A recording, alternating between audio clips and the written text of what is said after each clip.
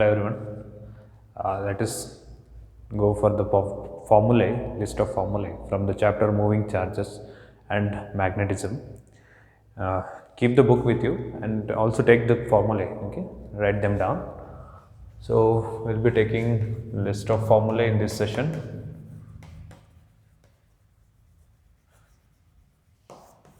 Okay. The first one, force experienced by a moving charge or moving particle by a moving charge in the external magnetic field. Okay, so very simple. Force is given by F is equal to Q into V cross B. F is the force experienced by the particle, Q is the charge of the particle, V is the velocity, B is the external field applied on the particle. Now, in this formula, the magnitude of force is given by F is equal to QVB sin theta, where theta is the angle between V and B, velocity and magnetic field. But it is always advised to remember this basic formula in vector form, because in many problems you are asked to get the direction of force also, okay, directly or indirectly they will ask you to give the direction of force. So, this is the formula, vector F is equal to Q into vector V cross vector B. So, a moving charge will experience this much of force. Next, Lorentz force. So, this is in the presence of magnetic field. When we have both electric and magnetic field and we have a moving charge in the presence of both electric and magnetic field, the total force experienced is given by Q of vector E plus vector vector V cross vector B. Okay, this is taken from, if you do not remember this formula, just simply keep this much in mind. Total force or total Lorentz force, okay, this is Lorentz force, is equal to vector sum of electric force and magnetic force. You simply put Q or bring Q into the braces, you find QE plus Q of V cross B, which is electric force, vector sum of electric force and magnetic force. Okay, it's always advised to keep the formula in that way, vector sum of electric force plus magnetic force. Okay, right. The next formula is force experienced by a current carrying conductor in the external field. So, I have given you the idea, okay, force experienced by the current carrying conductor. Instead of Q, we will have current I, instead of V, we will have the length element L cross the magnetic field B. Okay. So, this is a vector form of force experienced by a current carrying conductor in the external field B. So, it is F is equal to I L B sin theta, where theta is the angle between L and B. Okay. Next, it's about radius of circular path in which the charged particle enters radius of the circular path prescribed by a particle entering perpendicular to the uniform magnetic field.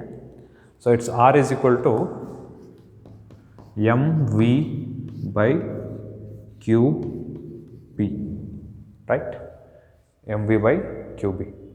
So, this is one formula. If you can memorize, that's well and good. Even if you do not remember, you can make use of magnetic force acting as centripetal force. Okay, entering perpendicularly now, so it is QVB. QVB is equal to centripetal force given by mv square by r, right. So, QVB is equal to mv square by r is the formula from which you can get the expression of radius of the circular path of the charged particle due to the external field B. Okay. Next, fifth one.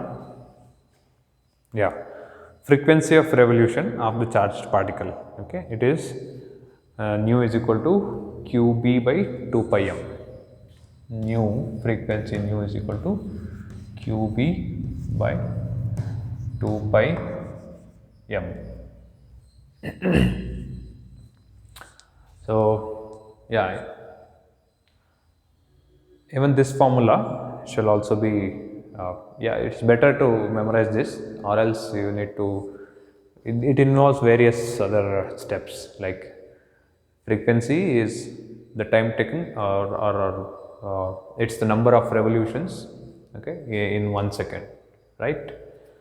So it's going to be complex to derive it, okay. It's not that easy when we compare it to r is equal to mv by qb, because it's actually taken from velocity, or the time period. Velocity is equal to distance by time.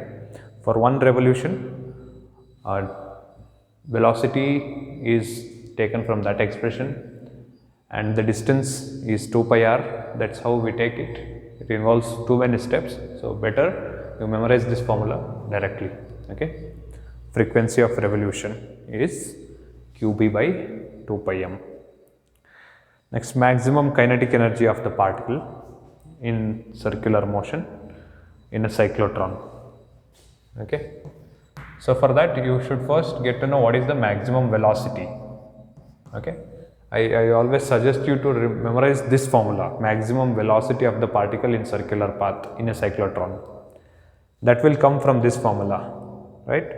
V becomes equal to r qbr by m, right?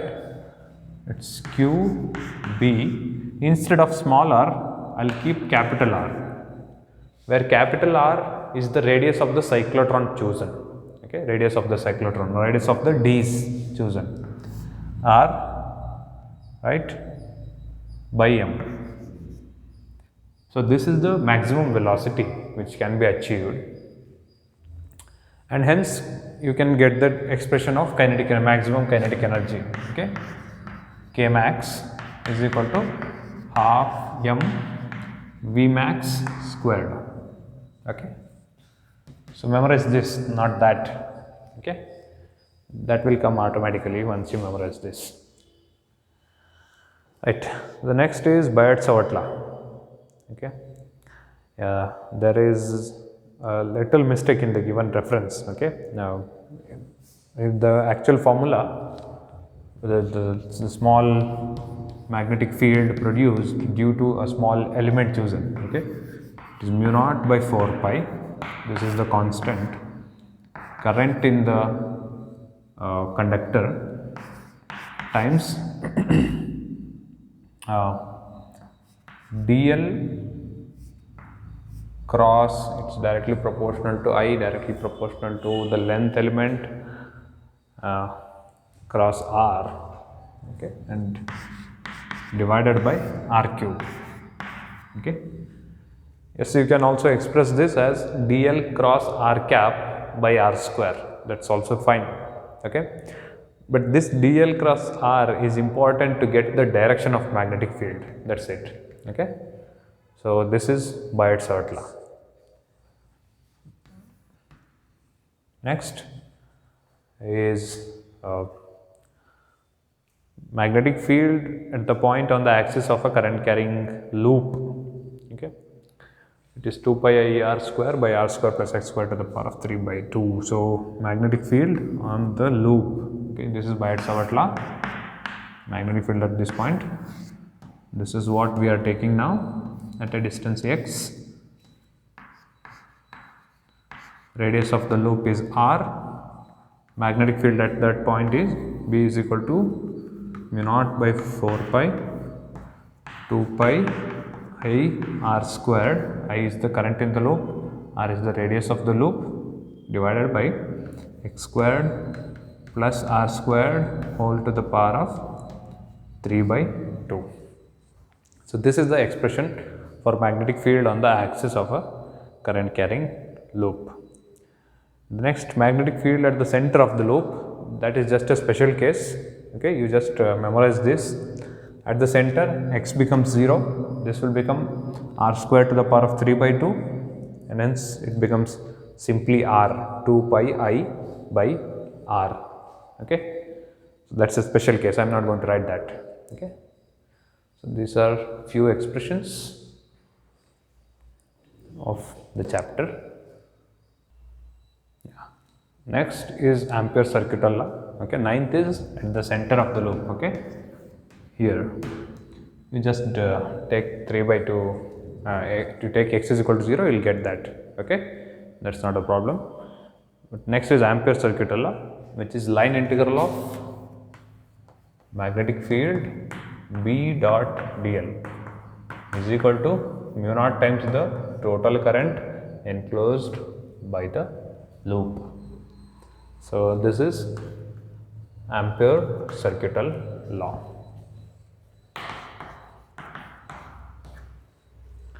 Right. Next is magnetic field at a point due to a straight current carrying conductor. So if I have a straight current carrying conductor, okay, like this on both sides, at a distance r, if I take a point and try to get the expression for magnetic field at this point, the magnetic field would be B is equal to mu naught by 4 pi 2 pi I by r. Okay, sorry, it is simply 2I by r. 2 pi is there. B is equal to mu naught by 4 pi 2I by r. Now magnetic field inside a solenoid. Okay, magnetic field inside a solenoid chosen. B is equal to, very simple, mu naught Ni, where N is the number of turns per unit length. Okay, you should keep that in mind. N is the number of turns per unit length. I is the current through each turn. Okay, that is the magnetic field inside a solenoid. A magnetic field inside a toroid is also the same. Okay, it is B is equal to mu naught Ni inside toroid. What is toroid? This is what is toroid. The magnetic field would be like this. Okay. Yeah, this is important expression. Force between two parallel current carrying conductors. The direct version is given. It's not mu naught by 4 pi I1 I2 by d. Instead, it is directly taken as 2 into 10 to the power of 7. Okay, force F is equal to 2 into 10 to the power of minus 7 I1 I2 by d. Okay, what is this? This is force per unit length. Keep that in mind. It's not mentioned there. Should keep it in mind. Force per unit length of two current carrying conductors. Okay, two long current carrying conductors. What is I1? I1 is the current through one of the conductor, I2 is the current through the other conductor, d is the perpendicular distance of separation. Okay, distance of separation between the conductors.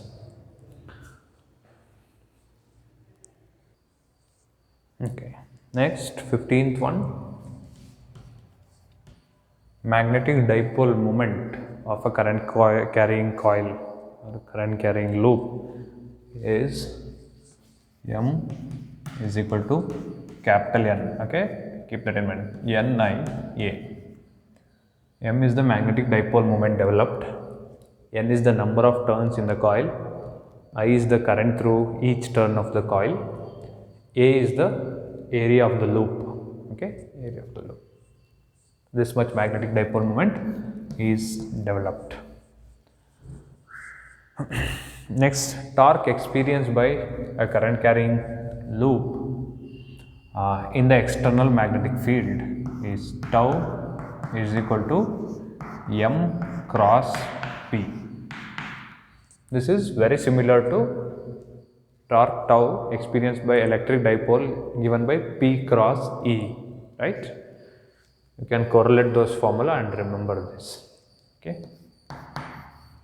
Next, 17th one. Magnetic dipole moment of a revolving electron in a hydrogen atom. Okay. Magnetic dipole moment. See, this is again dipole moment itself, but since it is considered for hydrogen atom's electron, we are representing it using a different symbol mu, particularly mu L. Okay, magnetic dipole moment of a revolving electron inside the hydrogen atom, given by, see, it is E by 2 me, where E is the charge of electron, me is the mass of electron, times L. Yeah, we will introduce negative sign here, okay, because they are exactly opposite, L and mu L, that is why. Okay, so this is what is the expression of mu L. So the gyromagnetic ratio, it's a scalar quantity. Gyromagnetic ratio is a scalar quantity, the ratio of these two. Okay, that is gyromagnetic ratio. Mu L by L, what is left on the other side? E by 2 me. Okay. Next is Bohr magneton. Okay. Yeah. After considering de Broglie's hypothesis, we will take Bohr magneton. The same expression of mu L expressed in terms of Planck's constant. Okay. It is given by Eh by 4 pi me. Okay. Bohr magneton mu L is given by Eh by 4 pi me. Okay. This is Bohr magneton. Okay.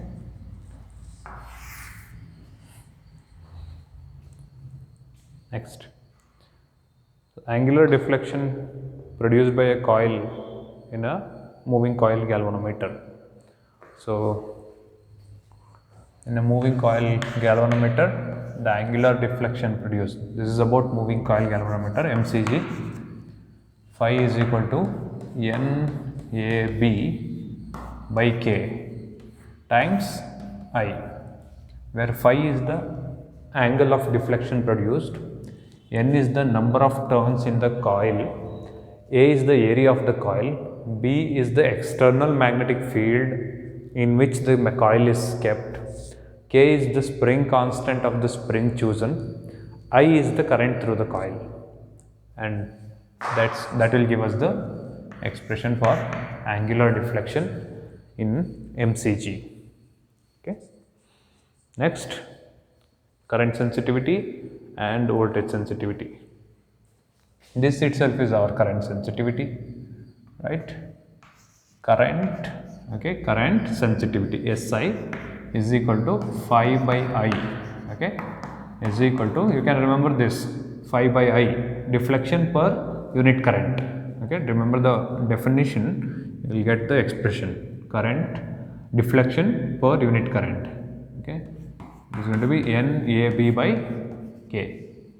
Similarly, voltage sensitivity SV is deflection per unit potential difference or unit voltage, unit volt voltage. Phi by V is NAB by KR. R is the resistance of the coil, right? Because V is equal to IR, phi by I is NAB by K, and hence R remains with that in the denominator. Next is converting galvanometer into ammeter and voltmeter. So, shunt resistance expression S is equal to IgG divided by I minus Ig, right? So this is the expression for shunt resistance in the conversion of galvanometer into ammeter, where S is the shunt resistance that we connect. Okay, if you can memorize this, that's fine. If you cannot, just memorize or just remember this arrangement. We all know that. I have explained it to you that a shunt resistance, small resistance, is connected in parallel with the galvanometer, right? Total current entering is I, G is the resistance of the galvanometer. So, see, voltage across this is equal to voltage across this, right? Among Ig will flow through the galvanometer, I minus Ig will flow through the resistance, shunt resistance. So, Ig times G is equal to I minus Ig times S. Okay, just remember that, you can get the expression. Next, similarly, what resistance should be connected to convert a galvanometer into voltmeter of voltage range V? There G and R are connected in series, right? This is the total voltage. Total voltage is equal to total current. Current is Ig, that's it. Ig times G plus R, right? Ig times G plus R, total resistance. So from that you can get the expression of R. From that expression, R becomes equal to V by Ig minus G. Here G is the resistance of the galvanometer, Ig is the current flowing through galvanometer in both the cases, and I is the main current, or here I is the maximum current that has to be measured, or range of ammeter. Okay, here V is the maximum voltage has to be measured, or voltage range or range of the voltmeter.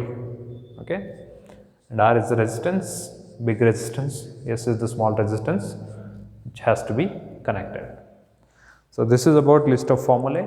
Okay, just go through them once, try to memorize them.